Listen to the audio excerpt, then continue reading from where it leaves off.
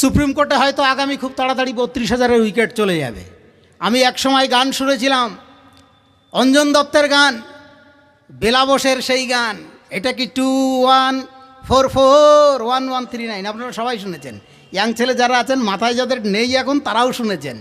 ওই গান গেয়ে প্রেমিকাকে কনভিন্স করতেন। কি ছিল? চাকরিটা আমি পেয়ে গেছি বেলা শুনছ,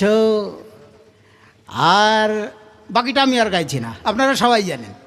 তো এখন এক চাকরিচ্যুত মানে মাস্টারমশাই, সে তার বান্ধবীকে ফোন করেছে রাত 12টার সময়, ফোন করে গান গাইছে, চাকরিটা আমার চলে গেছে বেলা শুনছ, আর তোমার আমার বিয়ে হবে না, কাকুর বয়সী সম্বন্ধটা এলে মাকে বলে দাও বিয়ে তুমি করে নেবে। মানে ছেলে তার বান্ধবীকে এতদিন আশ্বাস দিয়ে রেখেছিল, চাকরিটা আমি যাই হোক করে জুটিয়ে নিয়েছি, এবার তুমি আর আমি বিয়ে থাওয়া করে নেব। কিন্তু কী হয়েছে? 26,000 উইকেট পড়ে গিয়েছে, চাকরি চলে গিয়েছে। এখন তার প্রেমিকাকে গান গেয়ে শোনাচ্ছে, আর তোমার আমার বিয়ে হবে না, কারণ চাকরি আমার চলে গিয়েছে।